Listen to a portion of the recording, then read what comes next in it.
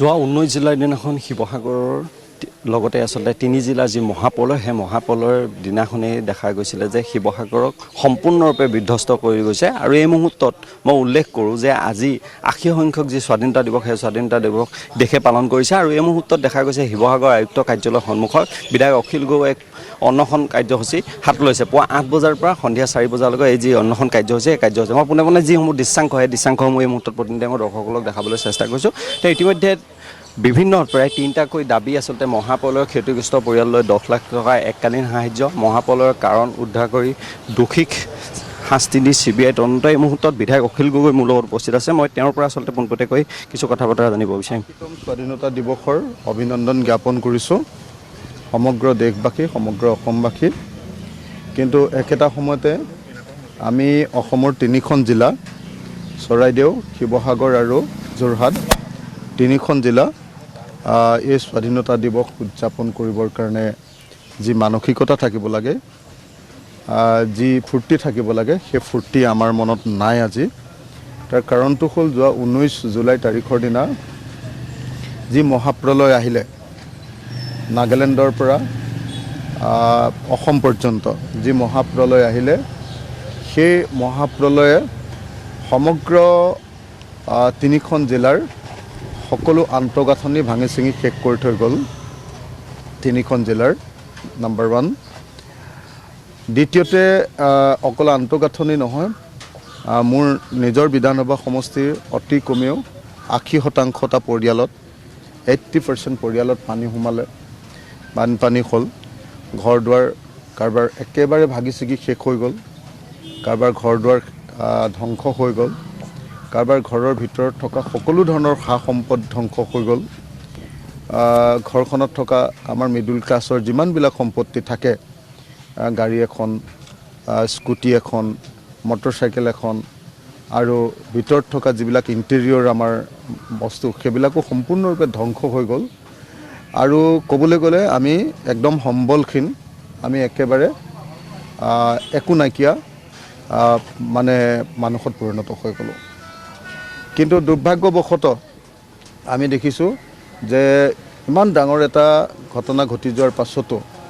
চৰকাৰে আমাৰ প্ৰতি যি ধৰণৰ ৰেছপন্স দিব লাগিছিলে সঁহাৰি দিব লাগিছিলে স্বাধীন ভাৰতৰ এই 80তম বৰ্ষত সেই ৰেছপন্স কিন্তু আমি দেশৰ জনগণে পোৱা নাই সেইকাৰণে উপায় নাপায় আমি ভাৰতৰ স্বাধীনতা দিৱসৰ দিনা স্বাধীনতাৰ যি আনন্দ সেই আনন্দ লোৱাৰ পৰিৱৰ্তে আজি ভোগ হৰতালত আজি অনশনত দিনজোৰা কাৰ্যসূচীৰে বহিবলৈ আমি বাধ্য হৈ গ'লোঁ 3টা কাৰণত 1 নম্বৰ কাৰণটো হ'ল যে যিমানবিলাক মানুহৰ ঘৰ দুৱাৰ ভাগি গ'ল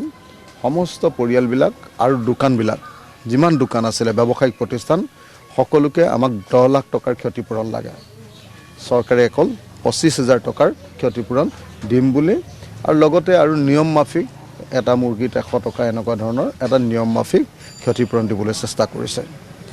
চৰকাৰে কৈছে যে 1,70,000 পৰা 3,85,000 টকা পৰ্যন্ত ক্ষতিপূৰণ পাব পাৰিব তাতকৈ বেছি কোনো পাব নোৱাৰে এইটো দুৰ্ভাগ্যজনক আৰু সেইকাৰণে 3,80,000 টকা নহয় সৰ্বোচ্চ 3,85,000 টকা নহয় 10 লাখ টকাৰ ক্ষতিপূৰণ দাবী কৰি আজি অনশনত বহিলোঁ দ্বিতীয় কিন্তু মূল বস্তুটো হ'ল যে গোটেই ঘটনাটোৰ তদন্ত ইমান ডাঙৰ ঘটনা সংঘটিত হ'ল এতিয়ালৈকে চৰকাৰে এটা তদন্ত ঘোষণা কৰা নাই অসমৰ মুখ্যমন্ত্ৰীয়ে প্ৰথমতে ইয়াক প্ৰাকৃতিক দুৰ্যোগ বুলি কৈছে যে ক্লাউড ব্ৰাষ্ট হৈছে অৰ্থাৎ ডাৱৰ বিস্ফোৰণ হৈছে কিন্তু ইতিমধ্যে আমি গম পালোঁ যে ক্লাউড ব্ৰাষ্ট যদি হ'বলৈ হয় তেতিয়াহ'লে প্ৰতি ঘণ্টাত 100 মিলিমিটাৰ বৰষুণ হ'ব লাগিব কিন্তু সেইদিনা নাগালেণ্ডতো 100 মিলিমিটাৰ বৰষুণ হোৱা নাই নাগালেণ্ডত সেইদিনা 24 ঘণ্টাত 137 মিলিমিটাৰ বৰষুণ হৈছে ঘণ্টাত 100 মিলিমিটাৰ বৰষুণ হোৱা নাই আৰু আমাৰ সোণাৰীতো ঘণ্টাত